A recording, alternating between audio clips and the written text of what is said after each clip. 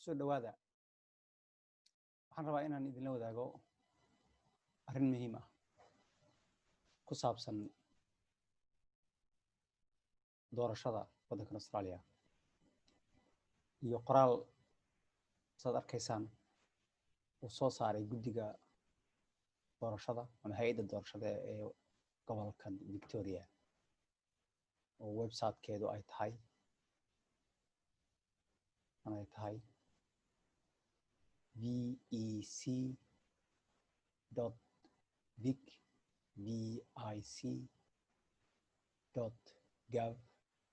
vec.vic.gov.au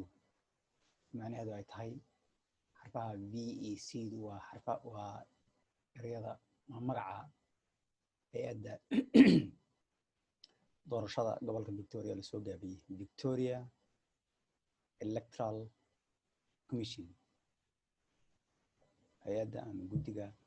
doorashada gobolka Victoria ciwaankiisu ka yahay haddaad inaad wacdana telefoonkan ayaad ka wici kartaa wixii akhbaar aha ku saabsan si aad isu diiwaan geliso ku saabsan meeshii aad ka codayn lahayd ku saabsan haddii aad rabto inaad bedesho adreskaaga iyo maaragtay akhbaarta ay ka hayaan sida telefoonka emailka iyo meesha waraqa lagu soo diray email kastaba waxay daabaceen arrimo ay ku magacaabeen 3 ah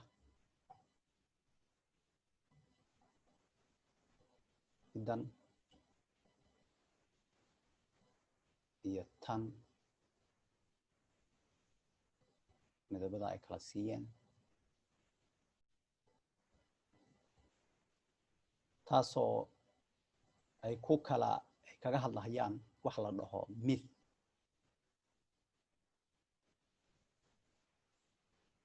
myth ama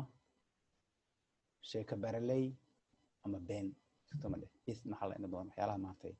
aan salkii raadka lahayn ee dadku iska sheegaan dhahan science jirta taas la yiri ay dhahan marka mythka koowaad muxuu yahay myth koowaad maxay dhaheen if oo dadku ay isu sheegaan macnaha if I enroll haddaan isdiiwaan geliyo doorashada haddaan isu diiwaan geliyo for the first time markii ugu horeysay markii koowaad haddaan isdiiwaan geliyo anoo macnaha anoo citizen ah haddaan markii koowaad marka iskeeno dhaho inaan isdiiwaan geliyaan rabaa I will get fined waa lii ganaaxi for not voting in the past inaan horaan u codayn jirin ayaa la ii ganaaxi midka waa arrintaa dadku isu sheegaan ay isla dhex maraan oo hay'adda doorashadu ay ogtay inay jirto factigiisu maxay tahay runtu maxay tahay xaqiiqadu maxay tahay waxaa weeye if you want to enroll haddaad rabto inaad isdiiwaan geliso si aad u codayso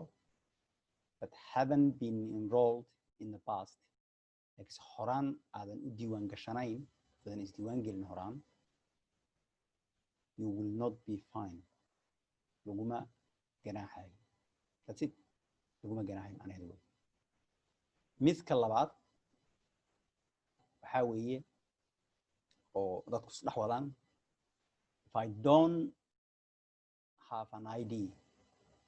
I don't have an ID haddaanan haysanin aqoonsi caddaynaya ruuxa aan ahay an ID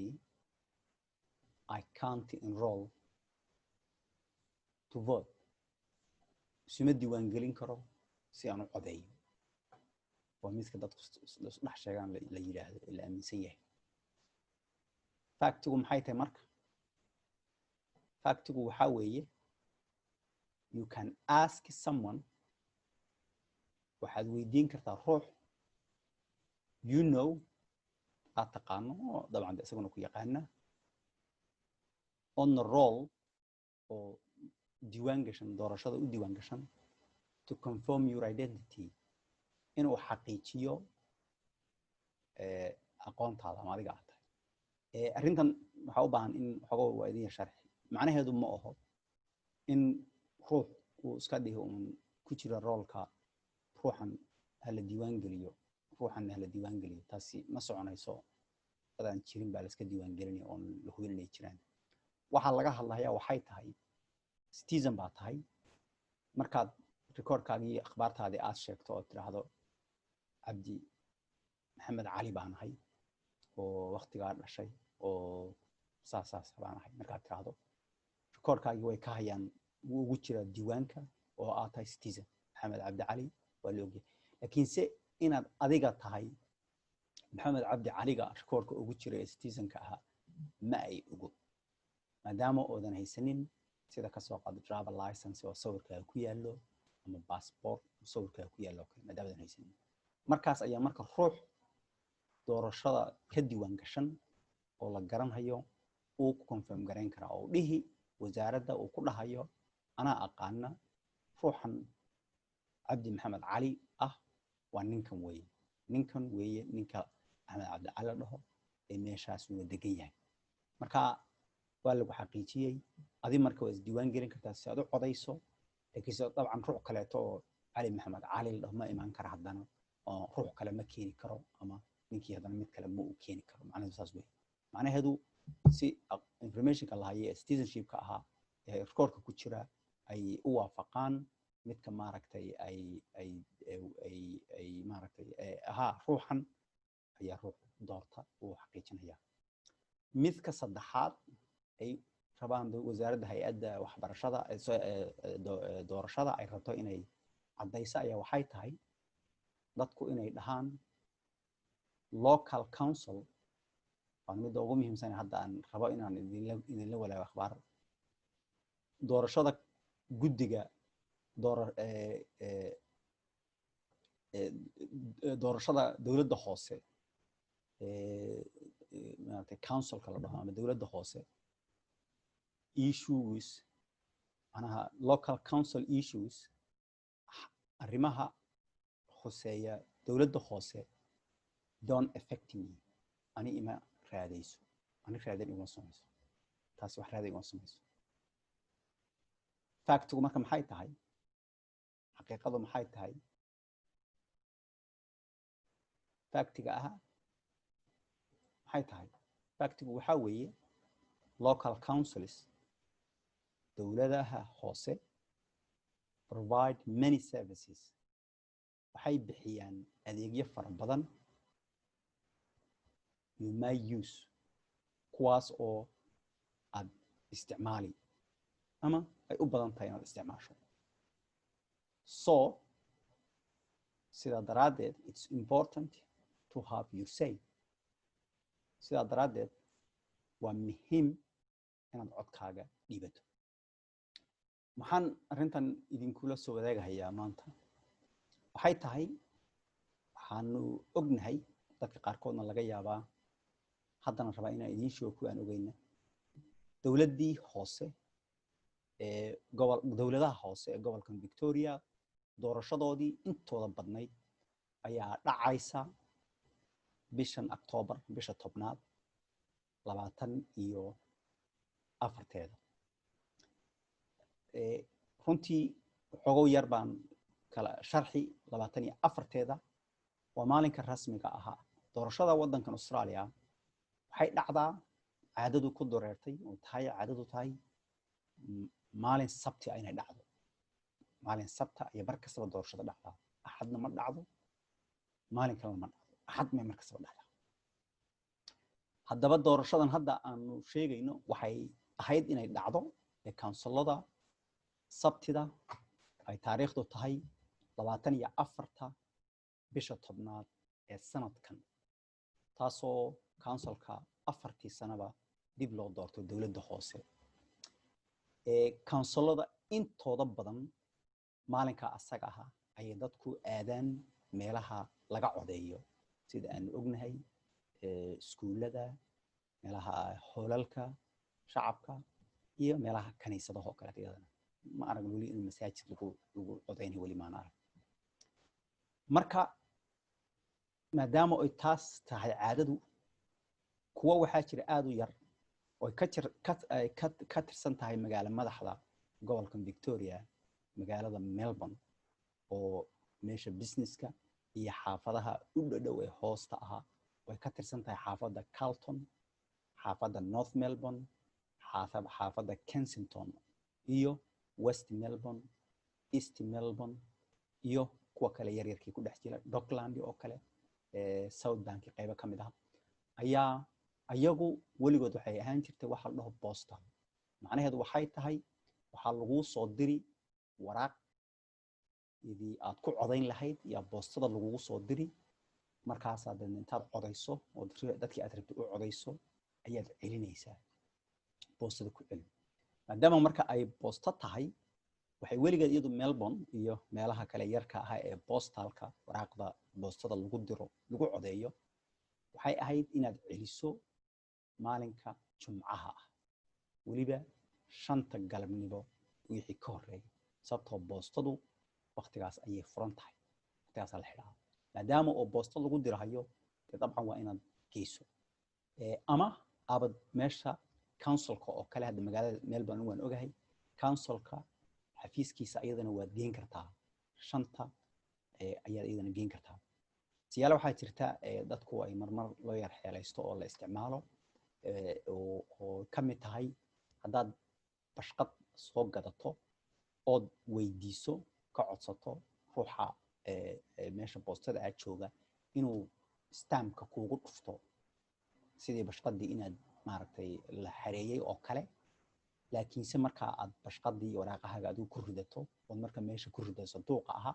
way ku socon kartaa sababtoo aha waxaa laga fiirin markii la helo ay u timaado waxay ka fiirinayaan stamp waraaqdan in la stamp gareeyay taariikhdaasi waxayna meesha ku jirtaa si markii loo fiiriyana khaa'imadnimo ma aho oo maalinkii taariikhdu ay ahayd 23ba waad soo dirtay ilaa siqda dhex laga gaadhay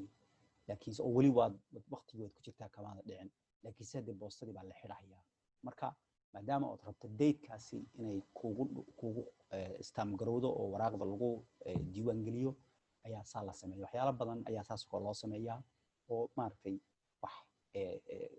si ama khayaani waxba loo arkin macnaha ay tahay inaad boostada tagtay waqtiga asaga oo joogtay aad tirina stampkana lagugu dhuftay laakiin wax yar oo ka dhimana aad dhameystiranayso marka aad soo riday marka taana waa la sameeyaa. si kastaba ha ahaatee saan sheegay councillo yar way ka mid tahay midda magaalada madaxda gobolka Victoria Melbourne oo xaafadaha aan sheegay ay ka tirsan yihiin xaafadaha dadkeena Soomaalida degan yihiin waxa ugu badan waa ka bilaabatan Carlton, North Melbourne iyo Kensington ayaa boostada la soo dhigi jiray laakiin sanadkan maadaama COVID-19 cudurkana uu jiro oo aan dadkii isu imaan karin oo arrimahaas oo ay dhici karin waxay dawladdu sharci khaas ah bay soo saartay gobolka baarlamaankii soo saaray taasoo dhammaantood laga dhigay boosto in lagu diro saadaradeed meel kasta oo degan tahay haddaad magaalada Melbourne xaafadaha degan tahay iyo haddaad xaafadaha kaleete korka kale ku yaala sida Heidelberg, Preston, Thornbury xaafadahaas aad degan tahay oo mid walba de councilkeeda leh dhammaan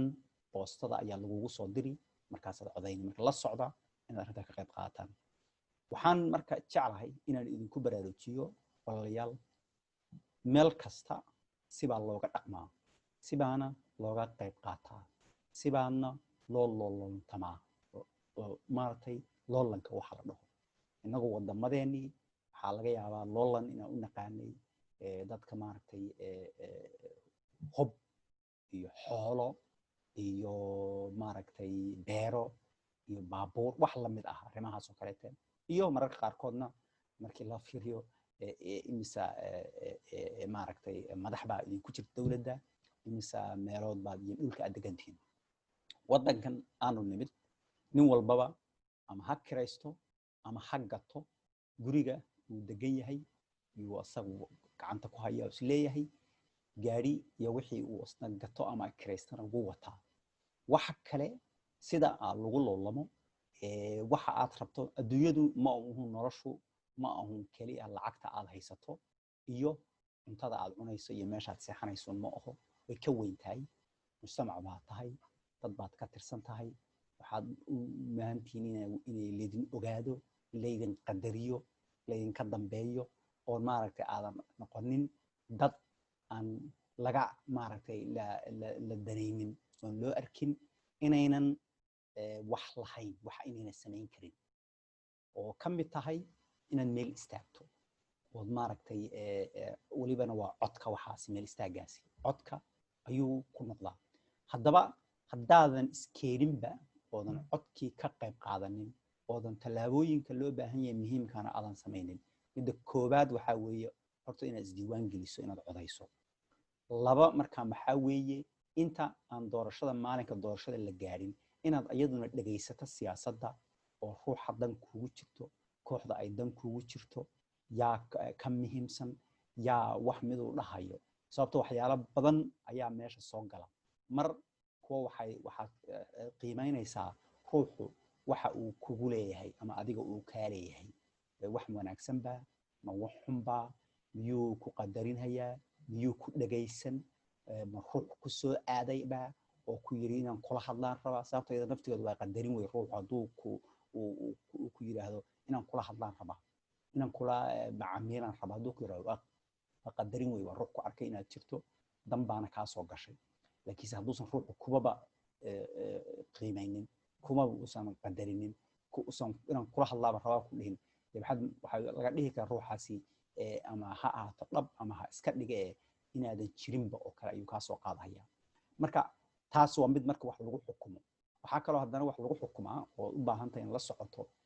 ma uhun inaad tiraahdo ruuxan waa isoo aaday oo wuu i qadariyey oo wuu i baryey oo waxbuuna ii ballan qaaday ma ahe awooddaas ma leeyahay ayaduna waa arrin muhiim ah weeye sababtoo ah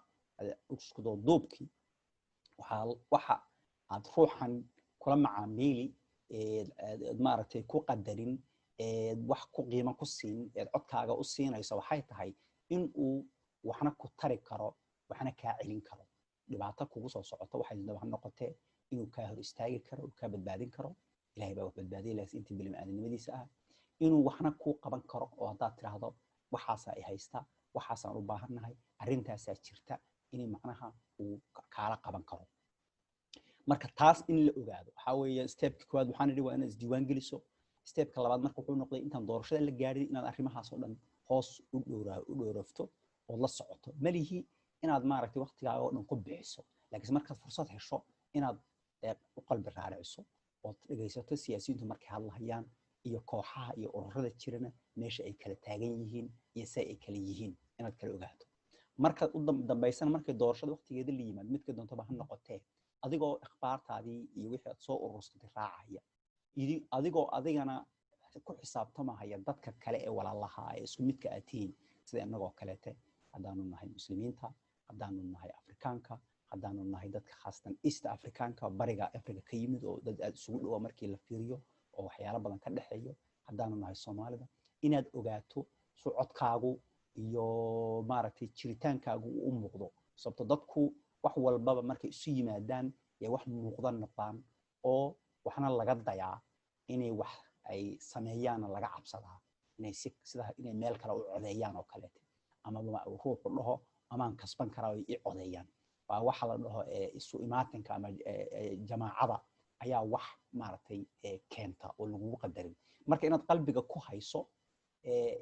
dadkan kaleete ee kula midka ah meesha ay jiraan ayadana si aad maaragtay ururkiinaasi iyo isu imaatinkaasi u qiimihiina kor ugu qaado oo halna lagaaga cabsado oo lagu dhaho waramay ruuxaa kale u codeeyaan oo marka anigu aan wax ku waayaa amaba uu u dhaho waramay haddaan si fiican oo la hadlo oon qadariyo ama ii codeeyaan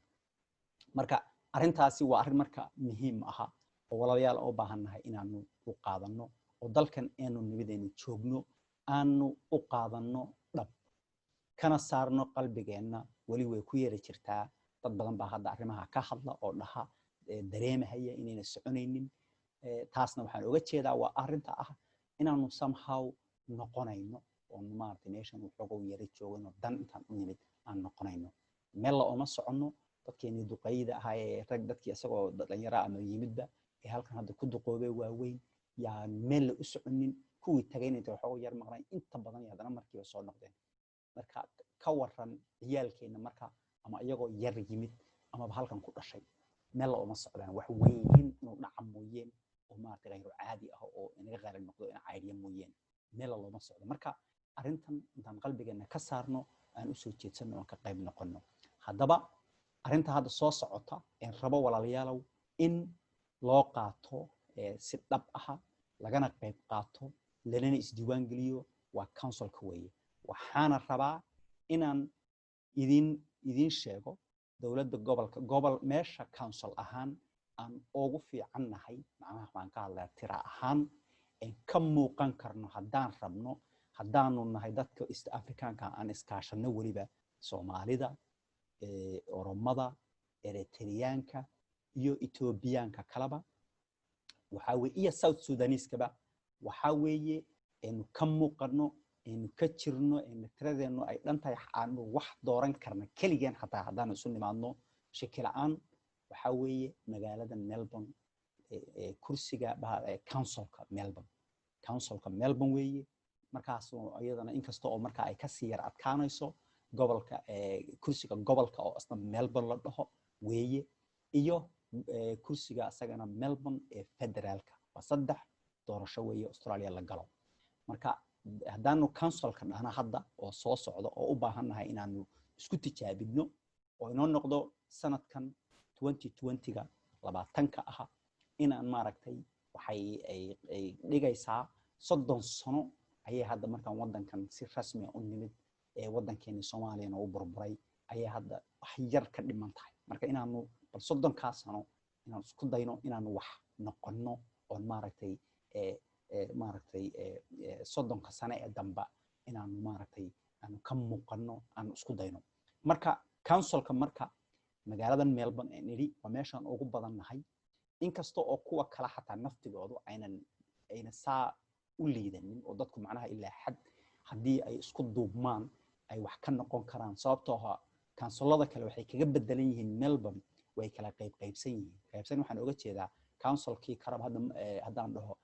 Banyula in la dhahan umaleynaya meesha Heidelberg West waa wards wax la dhaho marka meesha ka soo qaad guryaha dawladda iyo inteeda badan degannahay Soomaalidu degan tahay anu maapkeedii hoos uma sii fiirin barbaan deganaan jiray laakiin si bariga aadama fahansanayn uma sii fiirin jirin haddii ay inta Soomaalidu ay u badan tahay degan tahay ay hal ward ka tirsan tahay hal qayb ka tirsan tahay waxa xaqiiqo ah inuu codkoodu xoog leeyahay meesha laakiin haday kala qaybsan tahay marka waxa laga yaabaa inay yaraato laakiin Melbourne waxay ku roontahay si hadii loo fiiriyo ward ma jiro dhammaan city-ga dhan waxeeda la isku tiriyaa waxaana kale oo sii waxeeya oo u baahannahay inaanu hadda isku dayno inaan muuqano inkastoo ku badannahay aan ka muuqan weynin oona la dhihi karo nidaamkan loo dejiyay waxay ahayd inaan inagu saa uga muuqanin oo wax weyn ina siinaysa runtii cod weyn ina siinaysa magaalada madaxda gobolka Victoria waxa weeye in macnaha ay hal meel wuxuu isla yihiin oo macnaha kala qaybsanayn taas macnaheedu waxa weeye saddexda xaafadood ee aanu ku badannahay in wax ka noqon karno saddexdoo marka dadku u codeyn karaan kursiga councilka Melbourne waxa weeye Carlton oo dad badan ay degan yihiin xaafadda North Melbourne oo dad badan ay degan yihiin iyo xaafadda Kensington kama tirsano Flemington way ka tirsanaan jirtay hadda city-ga kama tirsano waxa kale oo iyadana ka tirsan oo iyadana sidoo kale codeyn kara dadka iska yaraadaanbe guryaha degan sida West Melbourne oo kale ama maaragtay East Melbourne ama hadayba jiraan dad guryo ka kireystay ama la dejiya iyadana Dockland iyo South Bankina iyadana ma hubo 100% waxaan u maleynaa iyadana inay ku jirto iyo city-ga CBD-ga dhexdeeda guryahan dheer hadda bariyahan waa la degaayay marka walaalayaalow arinta yaa la faysanin waxa kale oo muhiim ah iyadana idin la wadaagi dadkan degan Melbourne councilada kala balwaan fiirin waan soo baari ma hubi laakiinse in councilka Melbourne uusan asagu aadan u baahnayn inaad citizen tahay si aad u codayso uma baahnayn inaad citizen tahay inaad u codayso kaliya waxa laga baahan yahay laba shuruud ama mid laga rabaa kaliya in aad business ku leedahay oo meel ku kireysan tahay amaba aad degan tahay oo guri ku kireysan yahay guryaha dawladuna waa guri aad kireysatay in la mid yahay taa la ogaado guryaha dawladda degannahay guri aad kireysatay in la mid yahay marka haddaad tahay ruux degan oo wali citizen-kii gaarin waxaad samayn kartaa inaad isu diiwaan geliso inaad codayso oo markaa codkaagu uu soconayo waxaana loo baahan yahay codkaasi inaad diiwaan gelintaasi inaad u dirto councilka 28 bisha dambe ka hor ugu dambeyn maalinka asaga 28 bisha August bisha 8aad 28 inaad dhigto macnaheedu haddaad doorashadan rabto inaad ka qayb qaadato foomkeedina waan hayaa waxaan rajaynayaa inaan meesha hadda videogan aad ka daawanaysaan aan geliyo ood ka heli kartaan aad ka download garayn karto aniguna waan print garayn dadkii u baahda telefoonkayga xamdi cali dad badan baa haya way iga soo wici karaan oo markaa ay weydiisan karaan hadday rabaan inay macnaha ay foomka ay helaan oo markaa aan siiyo oo ay diraan waana ka caawinayaa siday email ugu diri lahaayeen ama councilkaba toos way u geyn karaan meeshiisa xafiiskiisa ee ku yaala cityga sidaas iyo maca salaamo asalaamu calaykum waraxmatullaahi wabarakaatuh